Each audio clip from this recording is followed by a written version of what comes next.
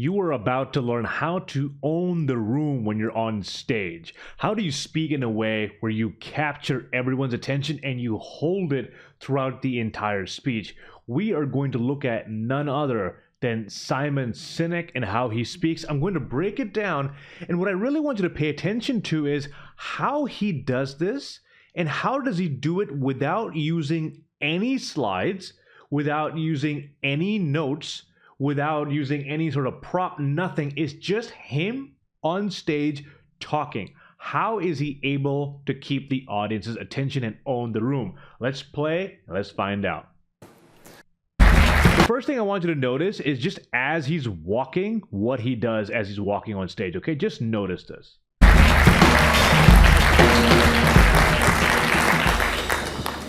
Did you notice that? Completely normal. We do this when we're either anxious or excited, or we just have adrenaline in our body. We want to get ready, get started. He's going to do, I'm going to play it again. He's going to do this, fix his clothes, just these tiny, tiny movements. We all do this. Everyone feels pressure. Watch it again.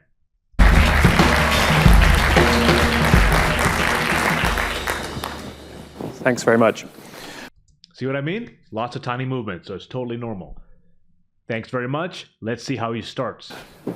January 1968, the North Vietnamese army launched a surprise attack against American forces. We know this as the Tet Offensive. Right into a story. The first words out of his mouth after a quick thank you, right into a story. Tet is the Vietnamese equivalent of Christmas. And for decades, there was a tradition in Vietnam that there was never any fighting on Tet, much like the ceasefires during World War I on Christmas. Except in this particular incident in 19... Now, one of the things you might notice is just how conversational he is. He doesn't have a script. He's not reading from anything. He's just recalling the story from his memory and he's telling it to you. This is one of the keys to good public speaking. If you remember a story, it's hard to forget it. If I asked you, what did you do since you woke up and you watched this video?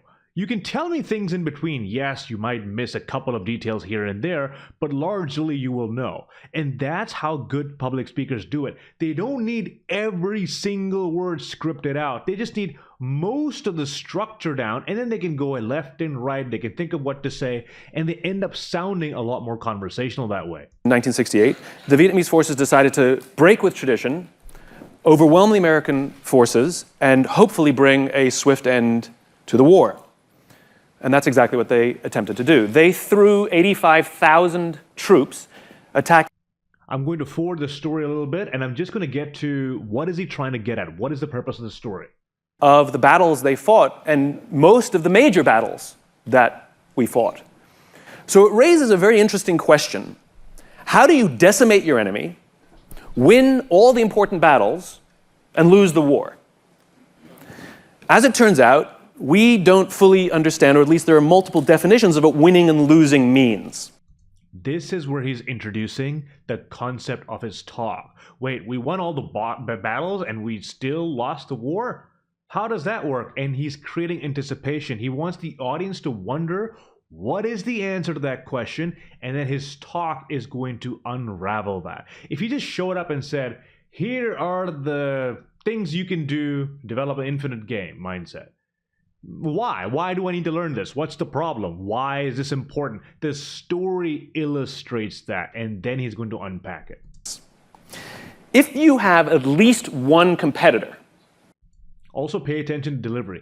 If you have at least one competitor, subtle pauses in there, emphasis on every word, his body language is tied closely to what he's saying. This keeps it visually dynamic, and it's also dynamic in terms of how you hear and process the information. You have a game. And there are two types of game. There are finite games, and there are infinite games.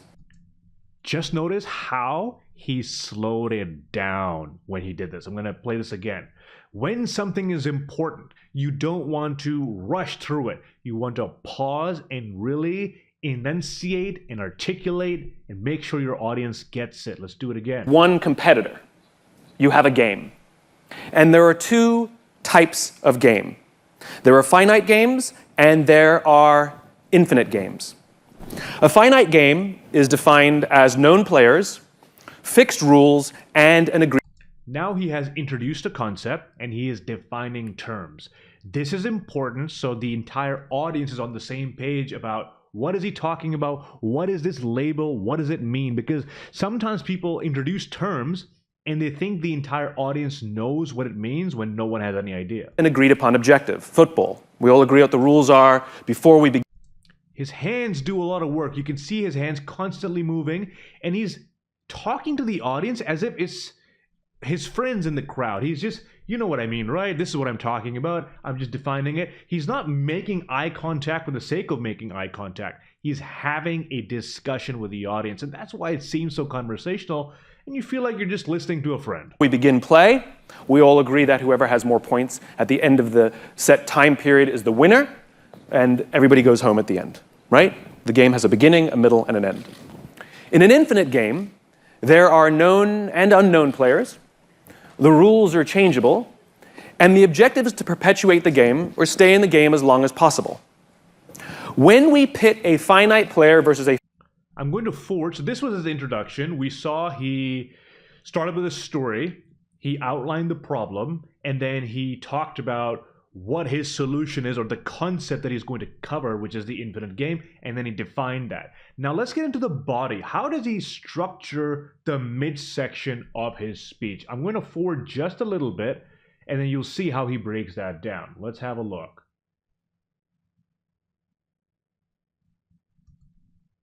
Now this gets me thinking about other contexts in the world in which we live. Business, politics, even education. There we go. Let me give you a touch. To which he said, I have no doubt. And the conversation was over. I'll go through them quickly and then give you a little more depth on each of them. Number one, you have to have a just cause. Number two, you have to have courageous leadership. Number three, you have to have trusting teams. Number four, you have to have a worthy rival. And number five, you have to have a flexible playbook. Okay, let's run through them really quickly. What is a just cause? So I'll ask you a very simple... outlined all 5 of the major points he's going to cover. And then, once you know the roadmap, once you know, okay, Simon's going to cover this, I know where we're going, then he breaks them down into each individual component. So now let's talk about point 1, let's talk about point 2, point 3, point 4, from there on in. So this is telling the audience, hey, this is what I'm going to cover. For me, I like to do this because I tend to forget what my next point is. So if I can just say, I'm going to cover this, I've said it out loud and I've given myself a roadmap so I know where I'm going. This is especially important if you don't have a teleprompter, you don't have a structure. Sometimes I have a slide that just talks about the agenda and that's enough. If you don't have that, then it becomes even more important. But it's also easy to structure your presentation. I'm going to open with a story, I'm going to make a point, talk about these 5 things, and then I'm going to close. See how simple that is? Let's go into an example of one of those points. The first one talking about just cause. Simple question.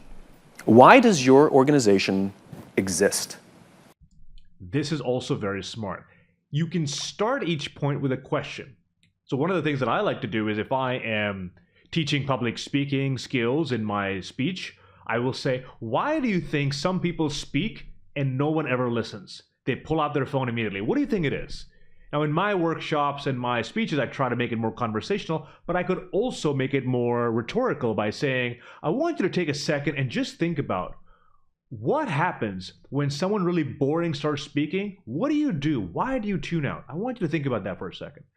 Painting the problem, and then I will unravel through examples and stories, and that's what he's doing here. We don't need you. Clearly, there's plenty of competition. Clearly, people have plenty of choices.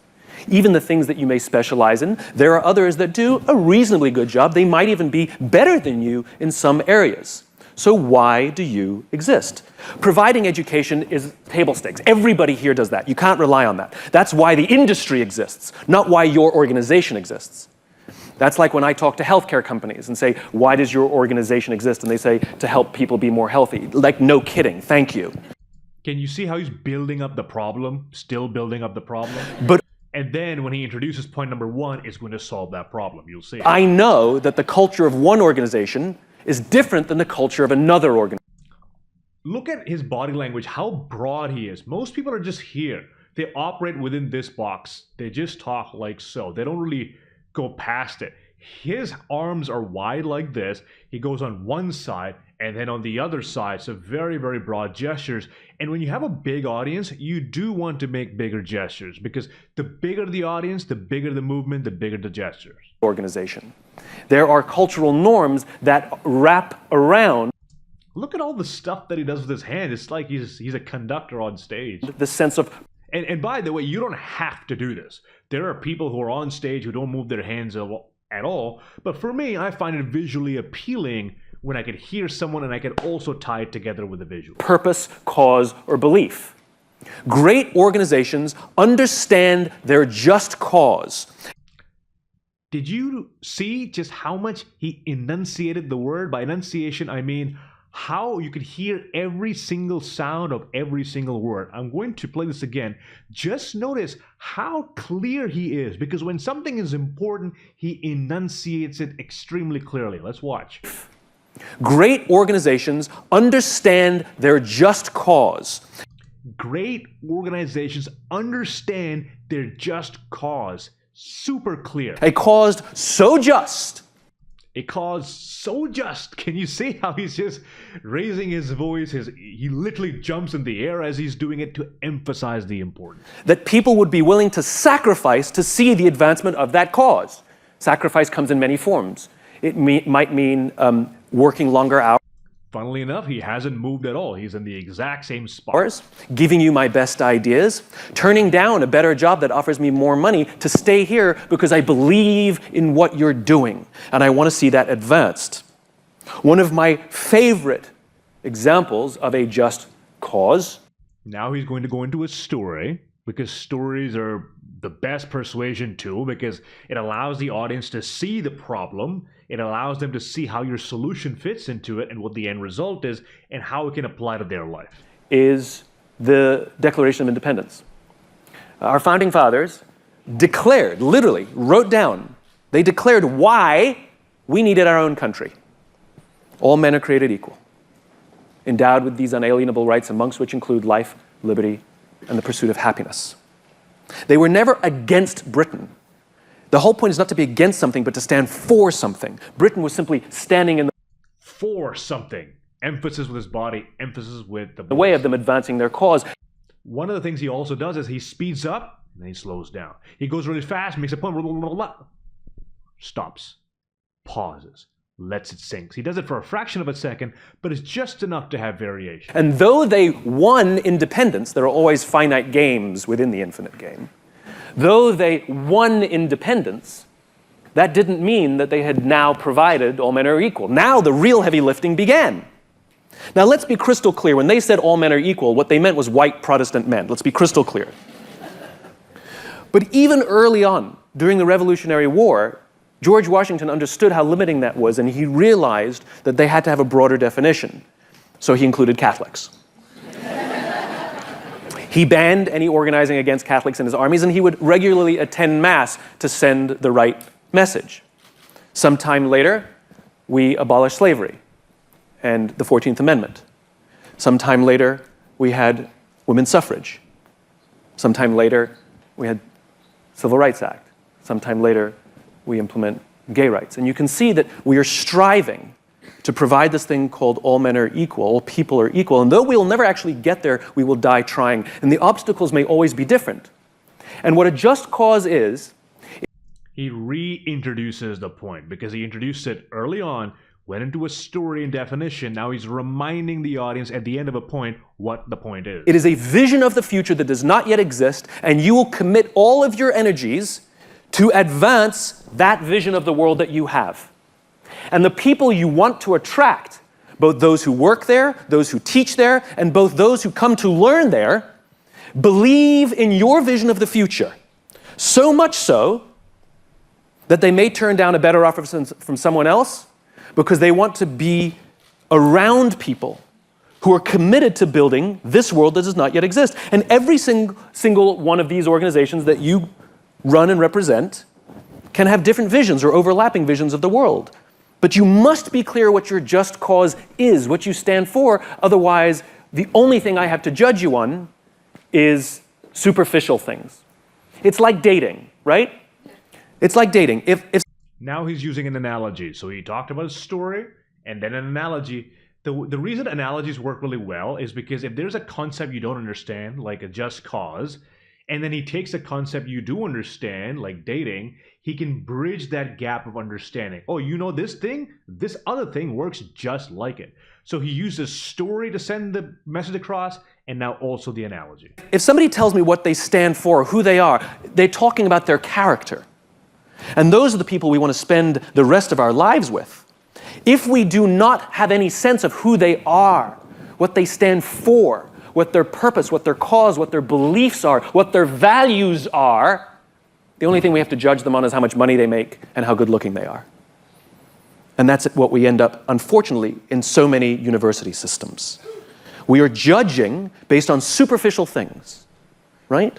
And it hurts me when I even see universities advertise, because they talk about table stakes, getting an education, getting ahead. No kidding, thank you. Nobody goes to university to get behind. The interesting thing is the way he probably structured it, which I don't know how he did it, but he had the 5 points. So he had just cause, point number 1, and under just cause, why is this important? What is the problem? And then Declaration of Independence, then the example of dating, then the example of schools and universities. So it's a main point with sub-points. He's not memorizing the entire thing. He just knows, okay, in point 1, I have to talk about these 3 things. And because they're pretty easy to describe, dating is easy to describe, the story, he knows the story, the Declaration of Independence, and now the school analogy, he can just go through them. So that's why he doesn't need an entire script. He just knows, I have to talk about this thing that I already know about. I just need to know where the order is. So he can memorize the structure, but he doesn't need to memorize every single word. That's why he's able to sound so conversational. I'm going to wrap up this point, and then we'll go towards the end. Like, I knew that without you, without your advertising. Or worse, you advertise what the starting salaries will be once you graduate. Seriously? That's where we're beginning? You're starting to sound like investment banks. Let's see how he closes the point. Who advertise what your bonus will be, which means you attract people who want bigger bonuses, rather than idealists and ideologues who are going to commit time and energy to impact the world. And if they're not learning it at university, where are they learning it? Without a just cause, we start feeding people what they want rather than what they need. Ted Koppel talks about this in the news. He says we used to give people the news they needed whether they wanted it or not. Now we give people the news they want whether they need it or not. And I don't have to go into the polarizing nature of news in America today and what a vicious cycle that creates and these echo chambers. I would argue that universities are leaning towards that same direction. We're giving people the classes they want, whether they need them or not, and we're sometimes avoiding giving them the classwork they need, whether they want it or not. Real important things that will help advance your just cause, but more important, will help advance them as human beings. Because I can tell you in my work, the people who make choices based on salary alone end up unhappy, end up in broken marriages. Now he's telling you the consequences. If we don't follow this, what might happen? And end up doing rather unethical things because they're so driven by the mighty dollar. Why aren't we teaching people? Let's put that in affirmative. You should teach. I strongly urge you to include things like This is the call to action. confrontation, effective confrontation, communication skills. You've heard Which we're learning right now. Okay, I'm going to go towards the end, and we'll just see how he closes the speech. We'll go about a couple of minutes, or less than a minute towards him ending. Let's see what the close sounds like. and massive amounts of rationalizing. This is just the game. We just have to do it. If we don't, somebody else will. The obsession with getting grants, meaning you're hiring people who are more likely to help you get a grant, even though they're teaching things that we don't necessarily even need or want. That's called short-termism. Unfortunately, I can't tell you the last piece because I've run out of time. But I want you to go back. This is actually interesting. So he's a keynote speaker, he's a professional, and he himself ran out of time. So this happens to just about everybody, because sometimes you're at an event and they're running late, they'll cut your time, or you end up talking about something you didn't know you were going to talk about. So you have to shave it off. And that's exactly what he did. And if he had scripted every single word, what would he have done? He wouldn't have known, how do I stop here and then readjust and continue at the end? He wouldn't know. But because it's a structure, he can loosely go here and there. You know what? I'm going to skip the point and go right to the end. So this is what he's going to do. He's going to go into an emergency close, meaning I haven't finished all my points, but let me see how I can close. Let's see how he wraps it up. Back at least to think. If being at this university is going to be your legacy, do you want to be known? Do we want to write on your tombstone how much money you helped raise?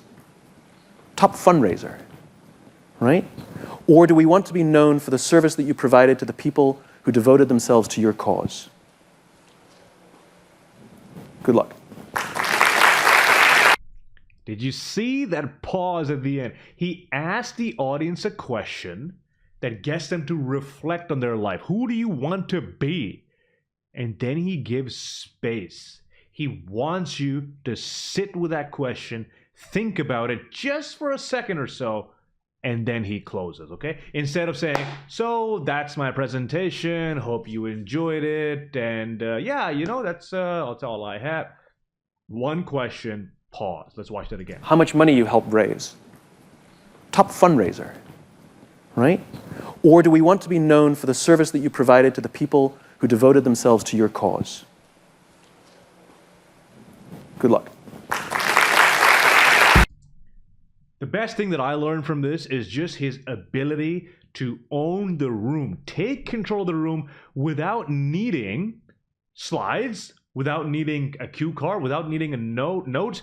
I thought he was going to write something with the chart next to him. He didn't even write it. But did you feel the need for any of it?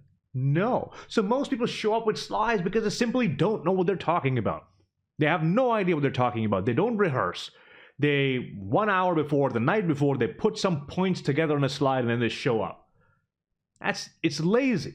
So if you truly know your material, if you're a true world-class speaker, you should be able to get on stage. And even if you have slides, just the bare minimum, an image or a headline, that's it. You don't need every single word scripted out. You can own the audience. And Simon Sinek can do that without slides, and he does it time and time again. He has an amazing presence, an amazing voice, and he speaks extremely well. So I hope you learned something from it.